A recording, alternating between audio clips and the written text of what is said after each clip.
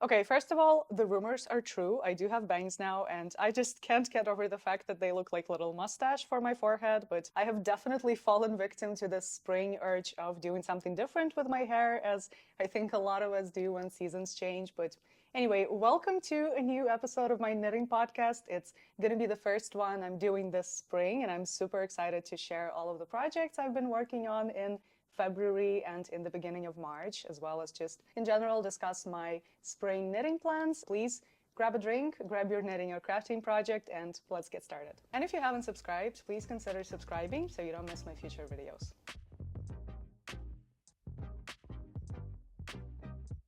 So I have decided against doing a dedicated spring knitting plans video this year, not because I don't have any plans, but I just feel like I have such a terrible track record of sticking to them and actually knitting through the queue I select for myself at the beginning of a season, that it just wouldn't be fair to you or to myself to have this like long list of patterns I want to knit through, but then, backtrack when things, of course, don't work out, or I find something else I want to do, or I just don't like a specific pattern and have like issues with it. So instead, I have this super short list of things that are either already on my needles or I'm definitely going to cast on soon, and everything else would be a surprise, I guess. We'll just see where this season takes me, and I'm currently in a really good place with my yarn stash and I'm very content with it. I wasn't able to reach my goal of getting under 5 kilograms of yarn until the end of 2025, but even so, I have 7.5 kilograms of yarn right now. I know it sounds like a lot, but it's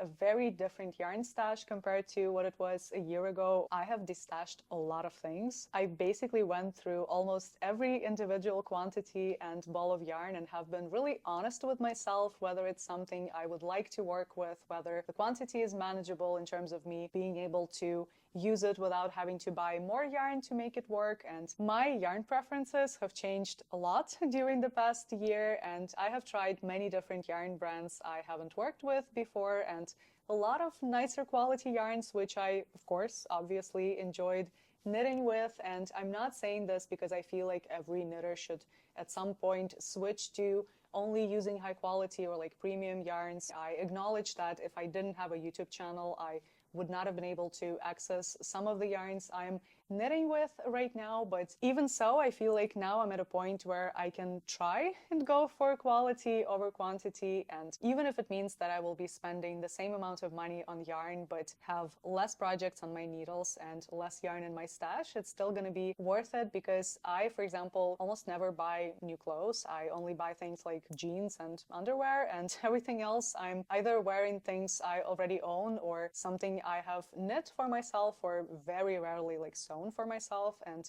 I'm just very kind of minimalistic in that regard. So I feel like my kind of imaginary budget for clothes can be instead spent on higher quality yarns, which I can knit with. And these are the things I'm kind of thinking over currently. And I'm just trying to find my style and be more in tune with what I like to knit, with what I like to wear. And I'm curious to see where the season will take me, as I said. So let's, I guess, move on to my finished objects. And I have 4 this time, which might seem like a lot, but it's mostly accessories, and I only have 1 garment to show you, and it's my finished Lovisa cardigan. I don't think you'll be surprised to learn that I'm very happy with this finished object. I have enjoyed knitting it immensely, and I, of course, was knitting the Lovisa cardigan for the second time. This is my first version. I'm wearing it right now, and I'm very happy with it as well, but it was made in a much lesser quality yarn. I expected it to have a lot of pilling, which of course it does. It pills quite a bit here at the sleeves, which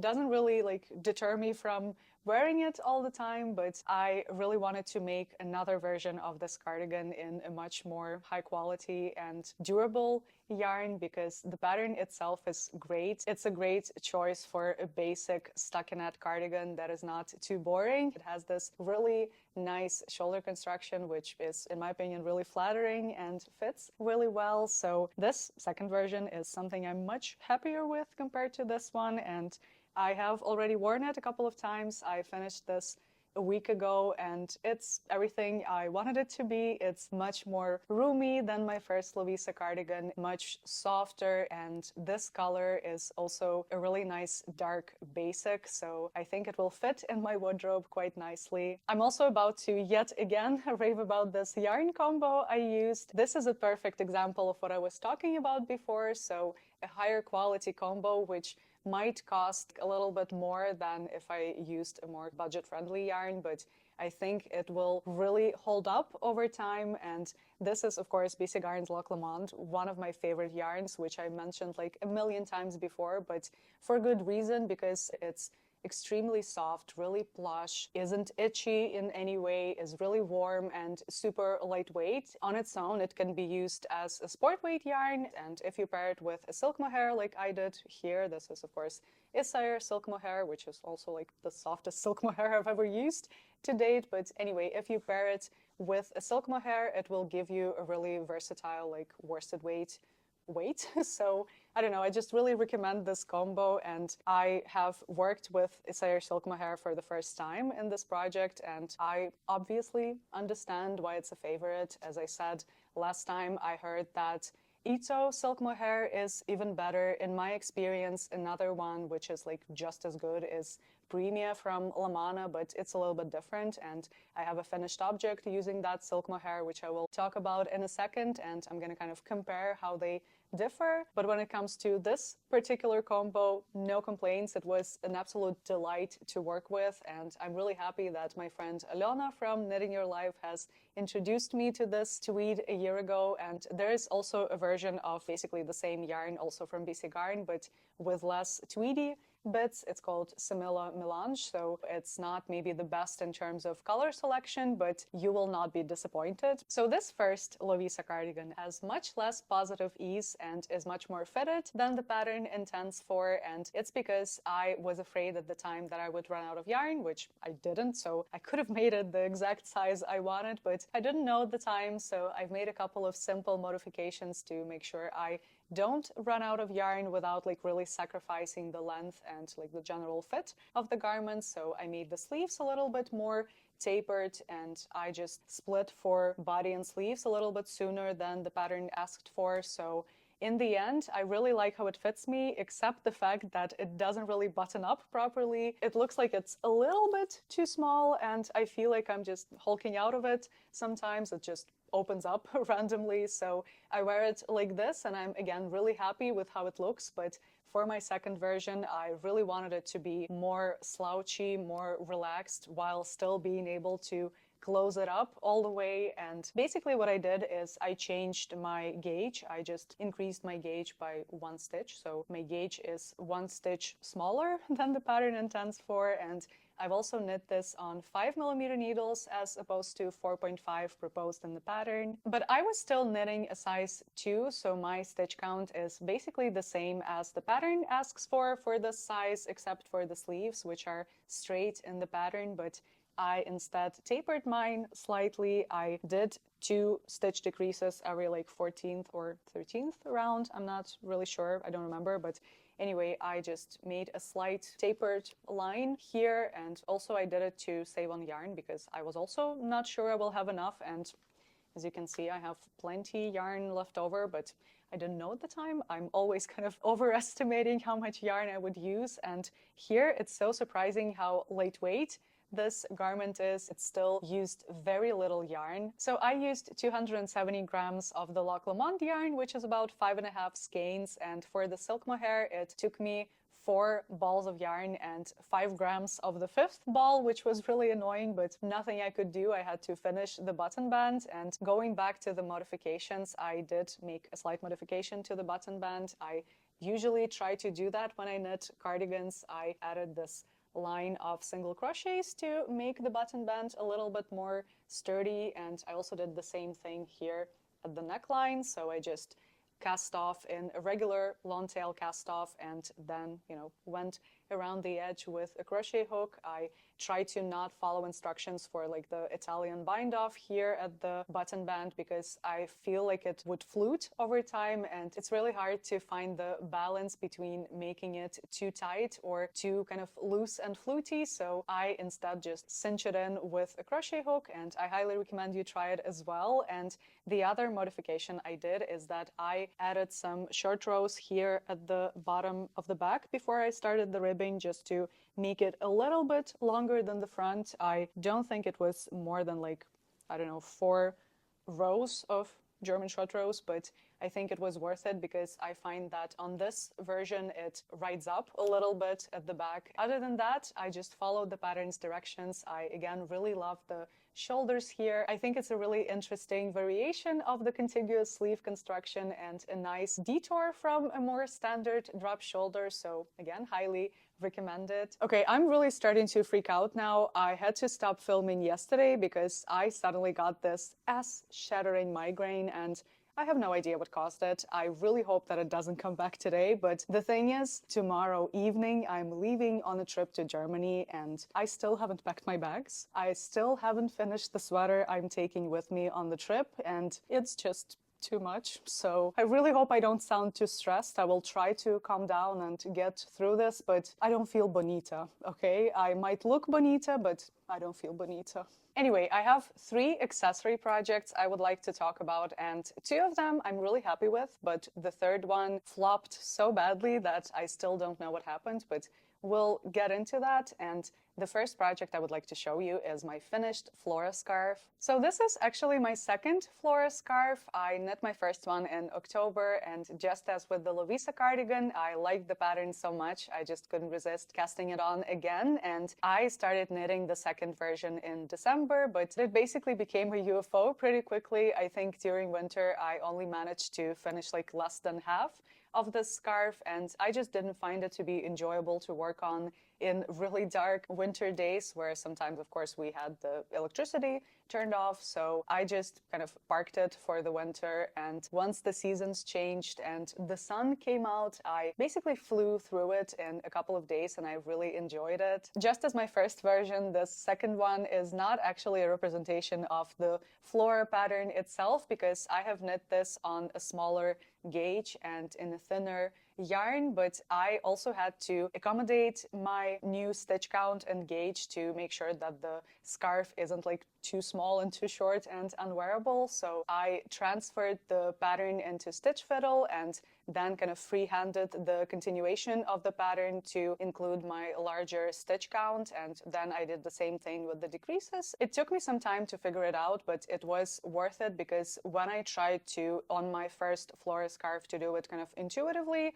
I ended up really kind of messing up the stitch pattern, and these diamonds here were asymmetrical and just stopped abruptly. But here's the funny thing. Elon avec Anna, who this pattern is from, released another version of the Flora scarf in February called the Flora Shawl, which has a bigger stitch count, like a bigger size in general, but I didn't have it at the time in October and December. So it's just really funny that I had to go through not too much trouble, but if I had just waited, I would have just been able to knit the Flora Shawl instead. But 2 versions of this pattern are enough for me, so I'm not really intending to make it again, even though I think it's a wonderful pattern. And this lace repeat is actually super simple to memorize, and you have to keep track of the increase rate because it's a little bit irregular, but other than that, it's super enjoyable to knit. So this finished object, as I said, is not a proper representation of what the Flora scarf should look like, because the original Flora scarf is knit on 3.75mm needles with DK weight yarn, but I used a much thinner combo for it, and I knit this on 3mm needles. As I mentioned in my last podcast, I was sent a really generous package of Lamana yarns to try out. It was a sweater quantity along with some individual balls of yarn, like some samples from their range, and I have enjoyed all of them. I am still, like, let me tell you, I've been writing this package ever since it arrived in November, and I don't think I'm ever gonna run out. And for this particular scarf, I decided to combine Modena with Premia. So Modena is this really thin merino and cashmere blend. It has about 300 meters in a 25-gram ball, so it's super thin. And I think it technically can be plied into multiple strands to achieve a bigger weight, but even as a single strand, I think it's perfect to pair with silk mohair in lace projects like this Flora Scarf. So I have paired it with Premia silk mohair, and it's another silk mohair I've been really impressed with. It's so soft and so kind of luxurious and really pleasant to work with, but it's really different to the Isager silk mohair, so I can't really tell you which one is better. Let me show you the two side by side, and you can see that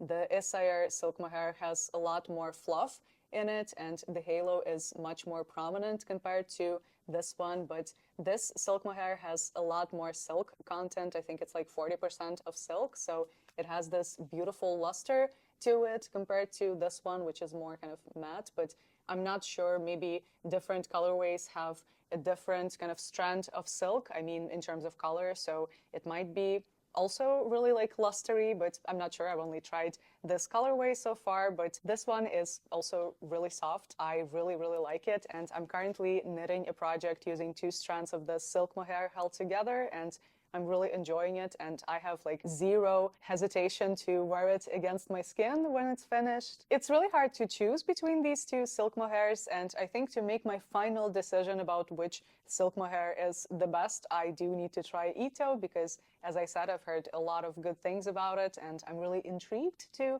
see how it actually is when it's knit up. But I can already tell you that both of these are better than Knitting for Olive silk mohair, but of course Knitting for Olive has an amazing color selection and can be easily paired with other Knitting for Olive yarns, so it's also, you know, really out there in terms of quality, but these 2 just stole my heart. And the next finished accessory I wanted to show you are my finished smocked socks from Amohibi Knitbook 2, and I love these. I have been wearing them around the house pretty frequently, and then it dawned on me that I haven't shown them on the podcast yet, so I gave them a little bit of a spa treatment, and I am really in love with these. I think they turned out to be so beautiful, and they fit me really well. I, of course, love the yarn I used, and also I feel like they would be a really nice statement sock, which is something I don't wear too often, but I'm excited to give them a go with like loafers or something. And as I discussed last time, this pattern is in Japanese and it's not really available as a standard PDF pattern, but if you can get your hands on it or on this Amohibi knit book in general, I highly recommend it, because even though it's in Japanese, it's actually really easy to follow. And in this pattern, it was my first time using a sock chart, which is super helpful, and it makes it so easy to understand where you are in the construction process and make any modifications if needed. And now I'm really interested to try more sock patterns that have a chart. I know, for example, that Yuka has many beautiful sock patterns and all of her instructions feature a chart, so I might give it a go, especially since I'm planning to cast on a pair of socks to take with me on the trip. Because anyway, I think I need to talk about my trip now, because I've been kind of teasing it needlessly. I am going to Cologne in less than 2 days. I will be visiting the trade expo called HH or H+H. I have never said it out loud, but basically my friend who has a yarn store invited me because she goes every year, and it's not really a knitting festival per se, but it's still going to be really interesting. My friend mentioned that you can't really buy anything on that expo, which is a good thing, because I feel like I would have been so overwhelmed at like a standard knitting festival. And I've been to Cologne before. I am really happy to go back because I really enjoyed it when I was visiting the first time. I think I was there in like 2018, and I've spent a couple of really sunny, really beautiful days there. And yeah, I'm excited to go back. I actually had a dream about the Cologne Cathedral. Our hotel was inside the cathedral, and we had to get to our room through these like really wonky stairs, and turns out it wasn't even a room, and all of the tourists could see us, and Why am I telling you this? I'm just really stressed out. I'm sorry. I am really excited to go, but I need to take care of so many things before I leave. And I'm also not looking forward to my bus ride to the airport because, of course, you can't really fly out of Ukraine. You have to go to Poland, and we're going to be traveling by a night bus, which will take about 12 hours, and it's gonna be divine. So yeah, I'm not looking forward to that. But anyway, my point was I will cast on another pair of socks to take with me on the trip because I don't want to risk taking metal needles with me on the flight, and I will need to work on something while I'm waiting at the gate and stuff. And most likely it's going to be a yucca pattern because she has so many different ones to choose from. But to be honest, I also wouldn't mind casting on another pair of these smocked socks because, as I said, they were really fun to knit.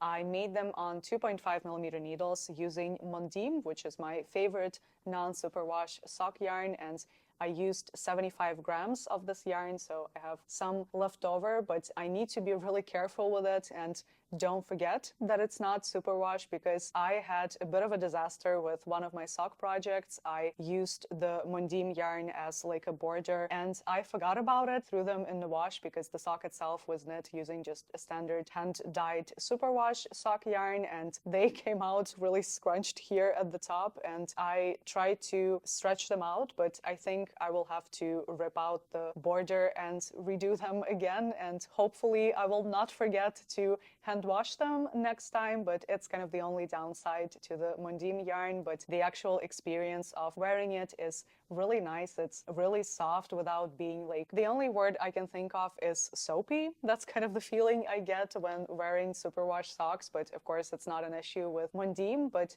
to be honest, now that I think of it, I kind of prefer Mondim as a garment yarn, so to speak. I feel like it's really useful to pair with like a fingering weight yarn or silk mohair, and it can be used in many different projects, and it can also be a really nice alternative to vintage patterns or like for 3-ply yarns used in vintage patterns because the gauge is almost perfect. And the last finished object I wanted to show you is a flop. I'm gonna frog this, I'm just gonna go ahead and say it. It's a shawl I knit, and it was a free-handed shawl which I really wanted to release as a free pattern because at the time I thought it was a genius idea and a really beautiful design which I just wanted to share with others. But once I actually started to knit it up, I realized that it doesn't really work, and I will have to make at least 2 more samples to make sure that it's usable as a pattern and everything kind of works out. I needed to experiment more, and I just don't have time for this. And also it's knit in Cardiff Cashmere, which I'm not planning to buy more of. I had a limited quantity to work with, and I would just much rather use this yarn for something else. So my first issue with this shawl is that it turned out to be in a really awkward size, and it's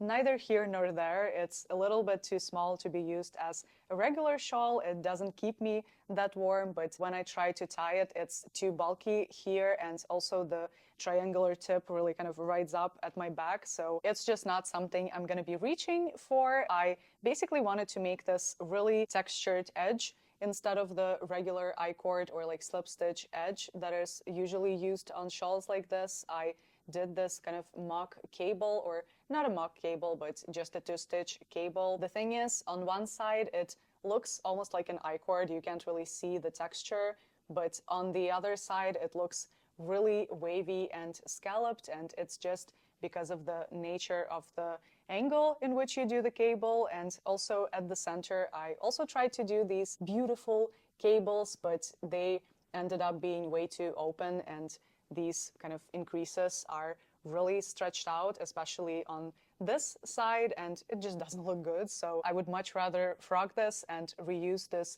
beautiful soft yarn for something else. So I knit this shawl using Cardiff Cashmere Classic. I actually had one ball gifted to me by a friend. It was like a Christmas present, and I only had this one ball, which I wanted to use for something like penny gloves or just a really small accessory. But then my friend Alona from Knitting Your Life reached out, and she was like, hey, I have some of this yarn left over from a test knit. It's in the same colorway. Do you want it? And I obviously said yes. So she sent me 2 more balls in a bit of a different dye lot, but it was still workable as I thought at the time for a shawl. So I cast on this thing and left the other ball to make like a matching pair of mittens, but now since I'm frogging this, I think I would probably do a drum shawl, which is a pattern I've knit about 3 years ago, and it's one of my favorite accessories. I absolutely love it. I think you can see what I mean with this shawl in terms of size, because even though this one can be considered a medium-sized shawl,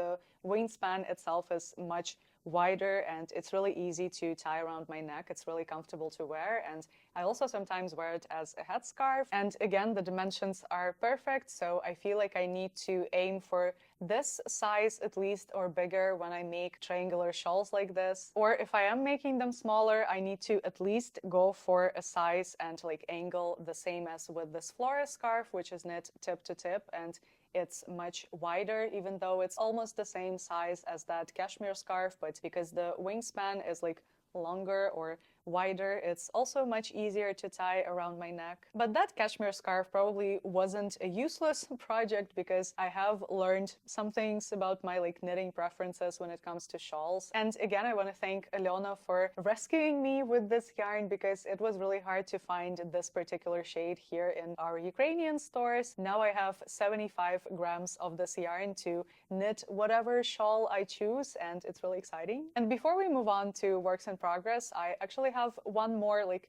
bonus finished object I wanted to show you, and it's not knitting, it's actually a plate I made at a pottery class last year, and it's finally dried and glazed, so you can see this beautiful work of art which I have created with my own hands. So that pottery class was really lovely. I'm glad I went there, but at the same time I have learned this really scary thing about myself. I have learned how much of an annoying perfectionist I am, especially when it comes to my crafts. So this was my first time ever working with clay or pottery or anything of that sort, and I think objectively it turned out pretty well. I will use this plate as like a way to corral my keys and earrings and knitting markers, but I was so disappointed with it while I was making it. I thought that it's turning out to be so like ugly and amateur and like handmade. At some point the instructor started to be really annoyed with me, because she was like, it's fine, it's how it's supposed to look, it's literally the first time you're holding clay in your hands, please relax. But I was somehow really aiming for this plate to be perfect, and I was really stressed that I put this stamp in like not the exact center of the plate. It was just a really embarrassing experience. I am not gonna go back there, or maybe I will, but only after some self-reflection on how I approach my crafts, because it didn't have to be perfect. It looks, again, fine. It's a usable plate, and I mostly went to that pottery class as an experience to share with my friend, who was actually really vibing with it and really enjoying her first ever plate and cup she made, but I was just sitting there being a party pooper, wanting my plate to be perfect. It was really embarrassing. Also, for the record, nails like mine and pottery don't mix. I have these quite long, not acrylic, but like gel nails, and I really love them. I wouldn't like change them for anything, but I just had clay stuck under my nails for days. And the cherry on top was that I wore a mohair sweater to that class, which means that I have small bits of mohair like fibers stuck under the glaze on this plate. Honestly, it will be a reminder to take it easy, to just enjoy the process, to have fun, and to not strive for perfection in things that don't really require perfection from me. And again, objectively, this plate is pretty cute. I tried to add these like specks to it, which I think worked out pretty well, and I like this little stamp in the center, even though it's off center, but who cares? So I don't have that many projects on my needles right now, but as I said, before I leave for Cologne, I want to cast on a pair of socks, and I'm also sincerely hoping that one project will be off my needles before I leave, but I'm not sure I'll be able to do it realistically, so place your bets if I'll be able to finish basically half a sweater in less than 24 hours. But before that, I want to show you my first proper spring knit, and it's the Ivy blouse I cast on a couple of days ago. I'm knitting this in Lamana Premia, which I showed before, and you can see what I was talking about in terms of this beautiful luster this yarn has. I'm holding two strands together, and I'm knitting this on 3.75mm needles. I'm still right at the very beginning. I have only now started the increases for the sleeve cap, but I am really enjoying it. This is the perfect stockinette project to take with me on the trip, and I hope I'll be able to do a lot of progress on it during my travels, so to speak. I am pretty limited in terms of meterage for this project because I am holding this yarn double, so I only have about 700 meters to work with, but because I, as I said, have this history of really overestimating how much yarn I would need to finish something, I feel like maybe I would be able to go for longer sleeves because otherwise I would just make a t-shirt. The Ivy blouse was not my first choice for this project. I initially really wanted to make the Tombow tee from Florence Miller, but I just couldn't make the gauge work. My gauge was way too small, like way too dense for this pattern, so I just searched through Ravelry based on my swatch and like my gauge for 10 centimeters, and I found the Ivy blouse, which is of course a pattern from Petite Knit. And I'll be honest with you, I completely took myself off the Petite Knit pattern ban. I know I talked a lot about this last year. I wanted to really limit the amount of Petite Knit patterns I knit to make sure that I discover new designs and do something more interesting instead of just making the same pattern as everybody else. But maybe it's not such a bad thing to make the same pattern as everybody else, because maybe they're making it because it's really good, and I genuinely enjoy Petite Knit patterns and I love her writing style. I love how she just in general structures her instructions. So the designs are beautiful. Sometimes they're way too simple for me, so I won't go for every pattern in her portfolio, but the Ivy blouse worked really well for this yarn and general look I was going for with this project, because just as the Tombow tee, it has a contiguous sleeve construction and these like mock saddle shoulders, which I really love. And after thinking about my pattern preferences and like plans for this year, I decided that instead of putting myself on a Petite Knit ban, what I need to do instead is limit the amount of drop shoulder patterns I do, because I really love knitting contiguous sleeves and interesting sleeve and like shoulder constructions such as the one on the Lovisa cardigan, and I almost never do raglans, so this is where I feel like I need to broaden my kind of range of projects I do, even if it's a Petite Knit pattern, but it has a sleeve construction that appeals to me and is interesting to knit and comfortable to wear. That's something I would rather go for instead of limiting myself or like preventing myself from knitting a really popular pattern just because it's popular.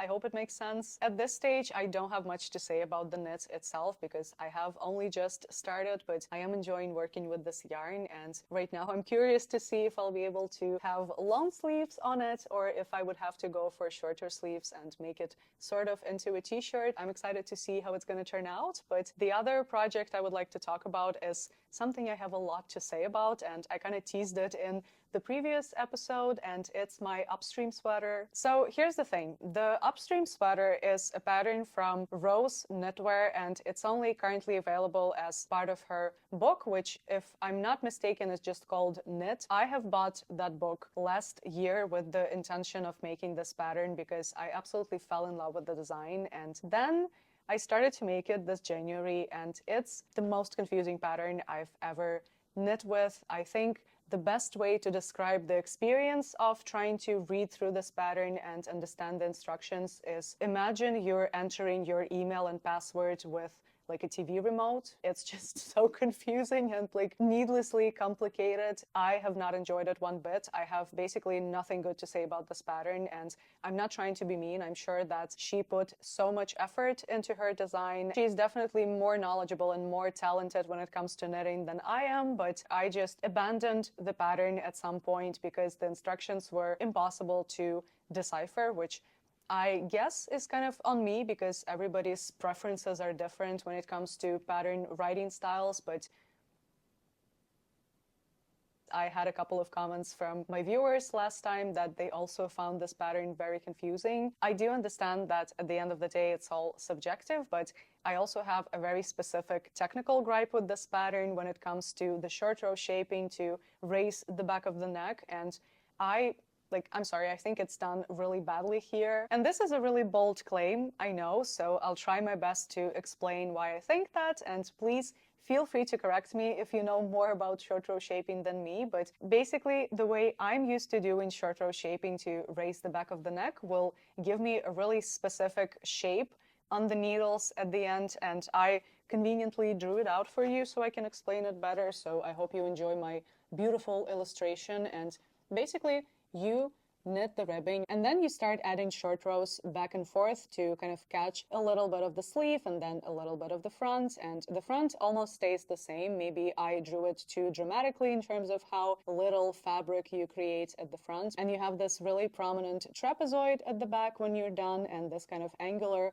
trapezoid at the sleeves or shoulders, and then you continue knitting in the round and you kind of join everything together. And when there's a stitch pattern involved, in my experience, you slowly grow it out with your short rows and make sure that it's aligned. It's especially useful to do it this way if you have a stitch pattern, because this way you don't disrupt the flow of the stitch pattern with your shaping. And I guess I should also clarify that I'm specifically talking about short row shaping on raglans or contiguous sleeves, which are basically raglans but with different like raglan line distributions, if that makes sense. Anyway, on this pattern instead, you knit the ribbing and then you do a full repeat of your stitch pattern, which is really kind of locked in terms of the number of stitches you need, and it's really symmetrical, and you're always alternating between garter stitch and ribbing, 2x2 ribbing, so it's really hard to add German short rows here and add some kind of like triangular shapes into this fabric without visibly disrupting the stitch pattern. And I feel like this approach I'm talking about would have been so helpful. I wish I have thought about it sooner, because I decided to skip short rows altogether when I tried to make them and realize how much they are just not giving me the raise I need and also, again, disrupt the stitch pattern. So I decided to omit them altogether and just deal with probably a little crumb catcher here. But then when I was like this way past the raglan increases, I remembered that the easiest way to do it with a really heavy stitch pattern or color work is to do it gradually from the ribbing, but I wasn't in the mood to frog back, so I didn't do it. But I'm not sure. I just feel like I sound really mean when it comes to this pattern, and I just need to let it go. This is a basically self-drafted sweater. I said that I would refer to the pattern one more time when I'm ready to split for body and sleeves, just to make sure that I have the correct stitch count. But then I decided I don't want my yoke to be that deep, so I split for body and sleeves sooner than the pattern intends for. But it unfortunately meant that I had to come up with a solution to my stitch count, because my stitch count wasn't really working out for me to continue with the stitch pattern as intended. So I added these really simple like panels of ribbing. On the body it's 3x2 ribbing, and on the sleeves it's 2x2 ribbing, and I don't think it's too distracting from the actual stitch pattern, so I think it worked out pretty nicely here. And I just need to finish the sweater today. I have no idea how I would manage to do that, but it is going pretty quickly, and I'm really happy with how the actual sweater is coming out, so no complaints there. I am using Lamana yarn, which is the one that they sent me as a sweater quantity. This is Lamana Grande, a really soft, really nice yarn to work with, and it's 100% merino. It's a really like plush worsted weight, so I highly recommend you try it if you can get your hands on it. I think I will have enough yarn to finish this. I originally wanted to make something cabled with this yarn, but the more I swatched with this particular color, the more I realized that cables would probably look a little bit muted and you won't be able to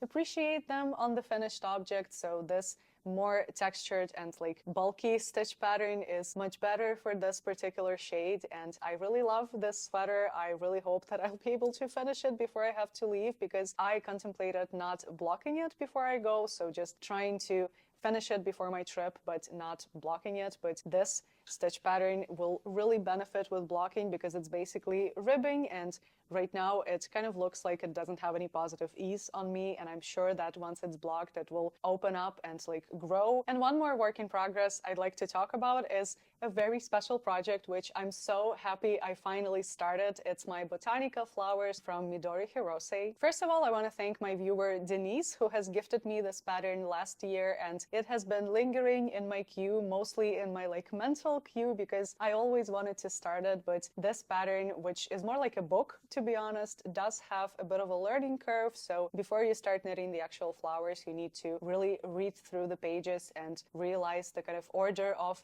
operations for knitting it. But now that I got the gist of it and started making the actual flowers, I just can't stop because they're so fun and so potato chippy. So I have this pretty large bag of mohair leftovers from different projects which I'm using for my flowers, and there are a lot of different colors in here, a lot of like floral rosy colors which are perfect for different combinations and different versions because the pattern has more than a dozen different flowers you can knit, and some of them are more complicated to actually assemble than others. And I have some suggestions on how you can approach this pattern if you're interested in knitting it. Now that I have some experience with it, I have been only knitting smaller and like more simple flowers so far, but I will be venturing into more complicated ones soon, but again, probably when I'm back from my trip. So here, just a couple of flowers I did, and this one has the smallest petal size, and this one is the medium. This one is also small, and I'm just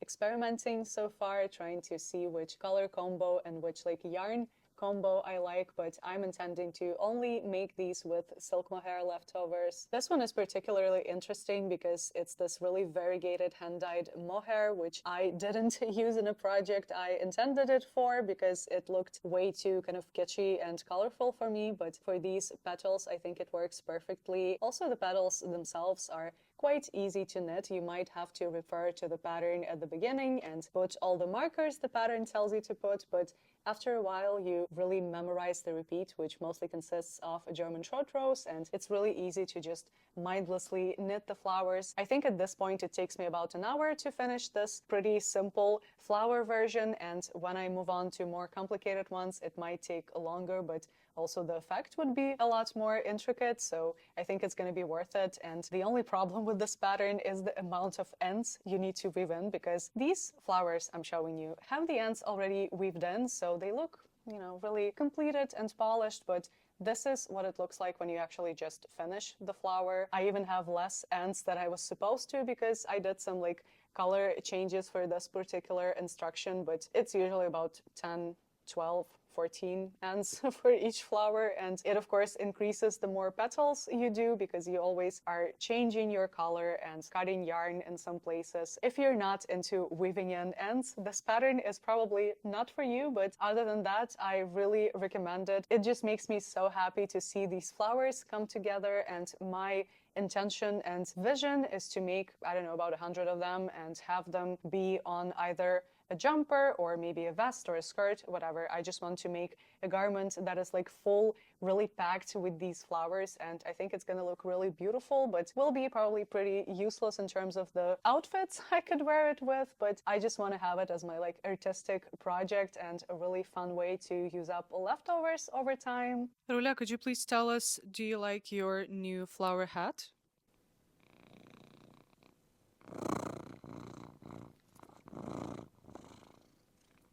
Thank you. But the thing is, when I was looking at the pattern pictures originally, I didn't realize how big these flowers are because they look more like corsage flowers, so they're about this big, and for some of the flowers the instructions ask you to use 5mm needles or 4.5, but I instead am using 3mm needles for each flower and just one strand of silk mohair. I tried my first flower with 2 strands of silk mohair held together, but it looked really kind of oversized and not elegant enough for me, so I switched to just using 1 strand. So I have some suggestions if you're planning to knit this pattern, and first of all, the pattern has instructions for a really specific cast-on, which requires you to put a lifeline with like dental floss and then having to like really tighten your stitches, but please skip it. You can just do a regular long tail cast on, and before you proceed to the instructions for the petals, you can just either purl 1 row if you're knitting flat or knit 1 row if you're knitting in the round, and this way your stitches will be much more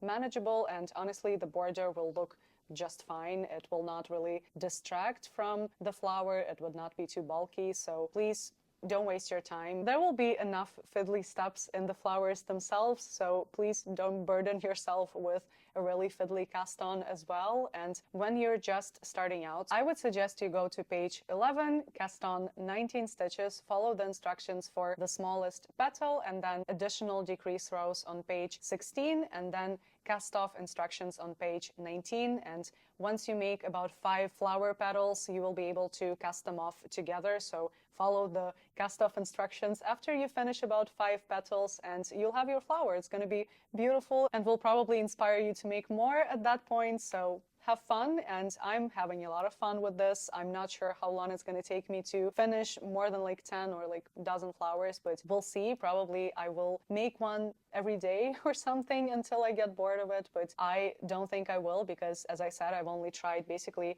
the same flower so far, and once I have, for example, more leftover mohair in other colors, or switch to knitting more complicated flowers, I will be even more excited about this. So yeah, having a lot of fun. Thank you, Denise, for gifting me this pattern, and that's it for my works in progress, I guess. And before I wrap up for today, I wanted to show you one acquisition, which is a present also from Alona, who sent me the cashmere yarn and also put in a gift from the US because she has visited the Bay Area for work, and she bought me a really special skein of yarn. It's from Bluesky Fibers, and it's called, let me see, it's called Skyland DK Weight. It's a really drapey silk, alpaca, and wool blend, and I absolutely love this color. It's a really beautiful kind of asphalt color, and it has a really slight alpaca halo. It's really shiny, kind of really smooth. I'm really excited to see how it's gonna knit up, and I'm gonna cake it up and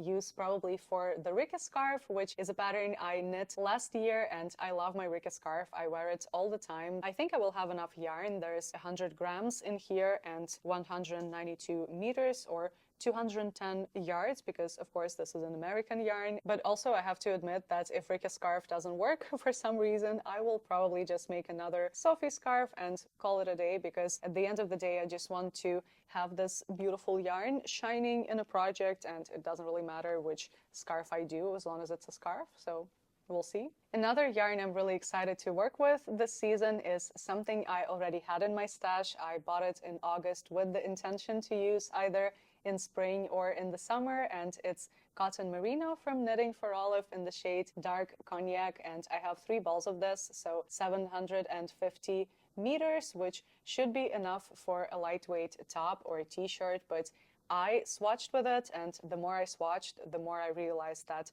what I really want to do is a vintage pattern. And I'm happy to report that on 2.5mm needles with this yarn, I have the intended vintage gauge, which is usually 7 to 8 stitches to 1 inch, and it's perfect. I also got row gauge for the pattern I'm really interested in, and unfortunately, because I have quite a limited quantity, because I originally bought it to probably make a sleeveless top, I can't make anything too textured or lacy or cabled with this yarn, but a simple stockinette project with maybe a contrast textured panel on the yoke or maybe some color work will be just fine. And I found one I'm really interested in. It's from the Bernat Handicrafter book, probably either from 1948 or 1947. I will put the picture of the cover on the screen so you can check it out. I bought it off Etsy. I just want to try and knit something that is fully seamed up and have this experience of vintage knitting and trying to get through it without using my kind of modern sensibilities and modern approaches. I'm also currently patiently waiting for one specific pattern to be released. I'm just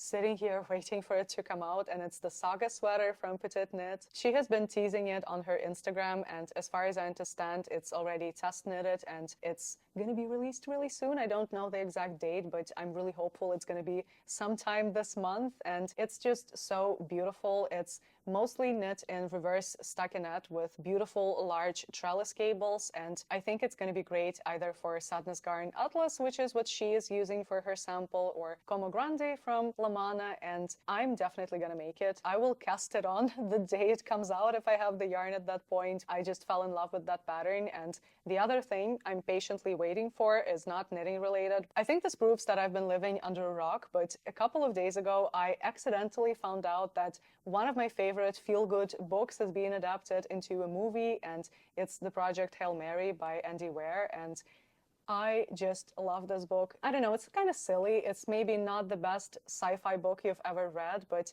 I think the first time I read it, I finished it in less than a day, and it made me so happy. I have reread it a couple of times since then, and every time I did, I really loved it. So for the first time in basically years, I'm really excited to go to the cinema once it comes out, and hopefully I'll take my, at that point, started saga sweater with me. And I think that's all I wanted to talk about today. Thank you so much for sticking with me through this really chaotic episode. I hope I wasn't losing it too much, but anyway, I'm gonna go back and finish my Upstream sweater, hopefully. And in the meantime, please let me know what you're working on right now. What are your plans for spring knitting this year? And if you enjoyed this video, please give it a like and consider subscribing. I would really love to see you here again for my future episodes. And if you would like to support the channel, you can either share this video with a knitter friend who you think might enjoy it, or you can buy me a coffee through my PayPal, which is linked below. But of course, it's not necessary. Just watching is enough. And I wish you happy knitting, a wonderful spring ahead, and a lovely day. And I'll see you in the next one. Bye.